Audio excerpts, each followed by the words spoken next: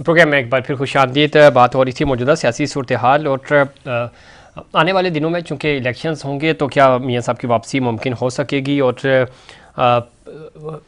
इस वक्त जो मोमेंटम बन रहा है, पाकिस्तान पीपल्स पार्टी लीड कर रही है पूरे मामले में और बज़ाहिर ये लग रहा है कि सबसे ज़्यादा और बेहतर नंबर्स पाकिस्तान पीपल्स पार्टी के पास होंगे। और चूँकि जो मफामत की सियासत है उसमें जरदारी साहब का कोई सानी नहीं है और उसके ऊपर बड़ा ज़बरदस्त पिछले तकरीबन कोई 2 सालों से वो काम कर रहे हैं। नाज़रीन, आपको याद होगा कि पीडीएम इत्तेहाद जो है वो सेनेट इलेक्शन में नहीं जाना चाह रहा था, बाइकआउट करना चाह रहा था। फिर तहरीक अदम एतमाद के हवाले से जरदारी साहब का बड़ा ज़बरदस्त इनपुट रहा और उसके बाद आपने देखा कि चीज़ें कैसे बदली हैं। बहरामंद तंगी साहब, क्या देख रहे हैं आने वाले दिनों में? आपको लगता है कि इलेक्शंस 2023 में ही हो जाएंगे? पाकिस्तान पीपल्स पार्टी तो ये चाह रही है, नून लीग के अंदर से आवाज़ें आ रही हैं कि थोड़ा सा डिले हो जाना चाहिए। आप समझते हैं कि डिले होगा या वक्त पे हो जाएंगे? और थोड़ी सी मौसमी तब्दीलियां जो आ रही हैं इसको भी डिस्कस किया जा रहा है कि शायद इस वजह से भी कोई इमरजेंसी लग जाए और मामला इलेक्शन जो है वो डिले हो जाए, जिस तरह पंजाब के ज़िमनी पंजाब के जो इंतखाबात हुए।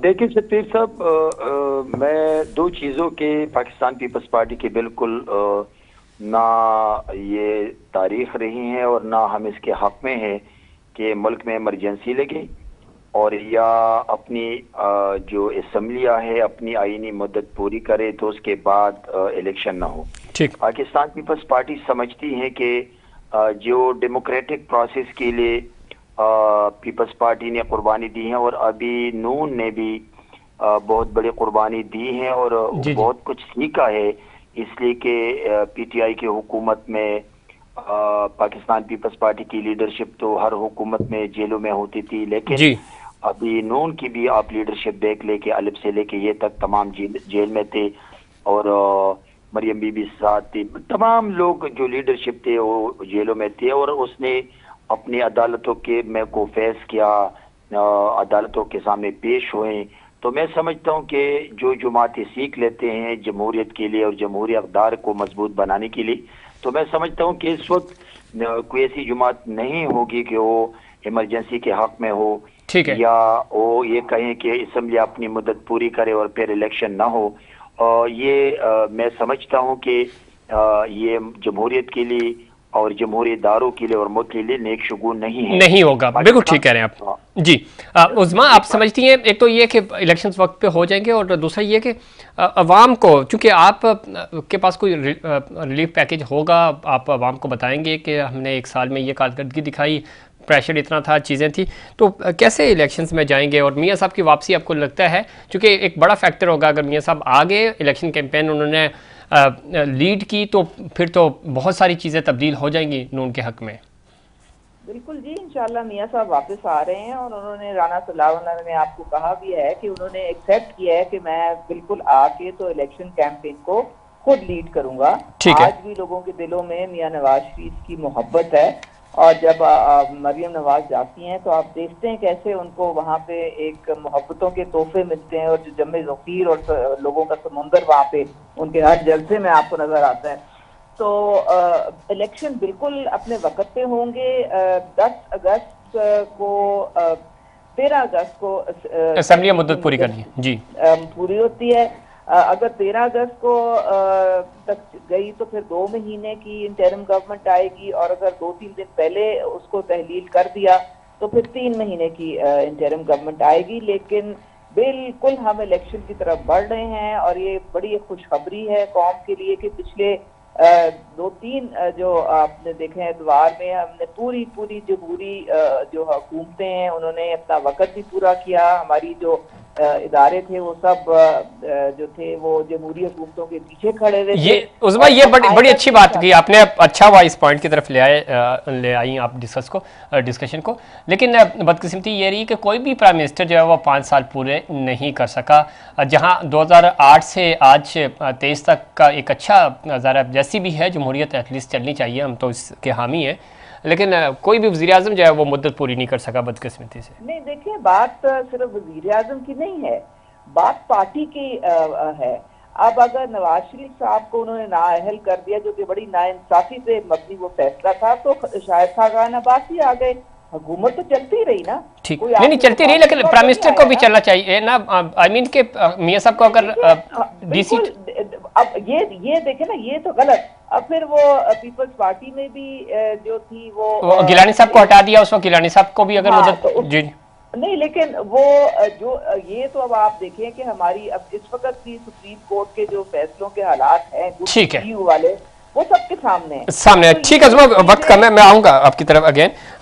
मलिक साहब, एक चीज़ बड़ी इंपॉर्टेंट है ये कि एक तो इलेक्शंस वक्त पे हो जाने चाहिए। आप ज़रा और वनडे पोलिंग की बात हो रही थी, जो कि अब ज़ाहिर है पंजाब के इलेक्शन तो नहीं हो सके, ना केपी में इलेक्शंस हो सकें, लेकिन अब ज़ाहिर है 13 अगस्त को मुद्दत पूरी हो जाएगी, उसके बाद इलेक्शंस अनाउंस हो जाएं, ताकि मुल्क डीरेल ना हो और किसी किस्म का कोई मज़ीद आइनी बहरान ना पैदा हो। क्या देखते हैं आपको वाकई? सर मेरा तजवीज़ ये है कि पाकिस्तान पीपल्स पार्टी है ना, उनके लिए इस वक्त इलेक्शन का माहौल जो है ना बड़ा साजगार है। ठीक है, और नून के लिए नहीं है क्या? नून के लिए अभी देखें, जो मेरा तजिया है, मे भी उससे मेरे मौजूद मेहमान जो हैं वो इख्तलाफ करें, क्योंकि उनका जमहूरी हक है। ठीक, नून लीग के पास अभी कोई ऐसा कोई पहलू है नहीं जिसकी वजह से, कोई ऐसी कोई चीज़ है नहीं जिसके पे जाके वो इलेक्शन लड़ेंगे। सही, महंगाई कंट्रोल में नहीं हो रही, बिजली महंगी हो रही है, इंडस्ट्री बंद हो रही है, तो ये सारी चीज़ें जो है ना नून लीग के लिए मैं नहीं समझता कि साजगार होंगी फॉर इलेक्शन। जबकि पीपल्स पार्टी चूँकि जमहूरी पार्टी है, नून लीग भी एक जमहूरी पार्टी है जी, तो पीपल्स पार्टी के लिए इस वक्त जो माहौल जो है ना वो बड़ा साजगार है सही, इलेक्शन के लिए, जिस पे अभी पीपल्स पार्टी जोर दिए जा रही है कि अक्टूबर में इलेक्शन होना चाहिए। जबकि मेरी खबर के मुताबिक नून लीग इस पे अभी एग्री नहीं है, नून लीग इसको अप्रैल में लेके जाना चाहिए। ठीक है, अच्छा ये तो चले इख्तलाफात चीज़ें एसओपी बाकी हालात अभी हमारा ये तूफान जो है, अल्लाह करे ये कराची वाला जो आया हुआ है सही, ये थम जाए तो देखें इसके बाद ही फिर चीज़ें वाज़े होंगी। ठीक है। अच्छा, एक चीज़ बड़ी इंपॉर्टेंट है, वो ये है कि चूँकि वक्त ख़त्म हो रहा है, आखिरी पॉइंट सब कर लूँगा। स्टेक होल्डर्स तमाम मिल बैठे हैं, कोई इलेक्शन इस्लाहात टर्म्स एंड कंडीशंस सेट हो जाएं, ताकि 2018 के इलेक्शन की तरह कोई मामला कंट्रोवर्शियल हो। तो आपको लगता है कि ये सब लोग APC हो, PTI जो रही सही है वो भी बैठे, बाकी जमातें भी, तो कोई मामला बेहतरी की तरफ जा सके? तमाम जमातों का ये जो PDM है, ये पाकिस्तान पीपल्स पार्टी इवन अदलिया भी जो जिस तरह की महाज सबका ये एक मौक़िफ़ था कि तमाम लोग, तमाम सियासी रहनुमा जो हैं वो एक टेबल पे बैठे हैं और इसका कोई म्यूचुअल हल निकाल लें। ठीक है, लेकिन उसमें बदकिस्मती से चेयरमैन PTI वो एक बात पे अपने अड़े रहे, जिस पे मामला ये तो खैर अब माजी बन गया, लेकिन जो है इस वक्त सेटअप अभी भी, ये भी अगर बैठ जाए तो अभी भी मैं तो मेरा ज़ाती तजवीज़ ये है कि मैं तो तमाम से अपील करूंगा कि अभी भी टाइम है, आप मिल बैठना चाहिए, बिल बैठना चाहिए, जमहूरी अमल ताकि आगे बढ़ सके। उस्मा, आप समझती हैं कि मामला ज़रा टेबल पे डिस्कस हो जाने चाहिए और ताकि SOP सेट हो जाएं, आने वाले इलेक्शंस, फिर निगरान सेटअप भी आना है, तमाम चीज़ें अच्छे तरीके से हो जाएं और पाकिस्तान जो है वो डी ट्रैक ना हो, डी रेल ना हो, आगे चले ये सिलसिला। जी बिल्कुल, देखें जो दरारें पड़ी हुई हैं हमारी कौम में, उनको अब ख़त्म करने की ज़रूरत है, एक कौम को इकट्ठा करने की ज़रूरत है। देखें इलेक्शन जो है थुक के मुकाबला तो होगा, क्योंकि वो हर एक का मैंडेट जो है वो जो है अजीज होता है और उसकी रिस्पेक्ट करनी चाहिए।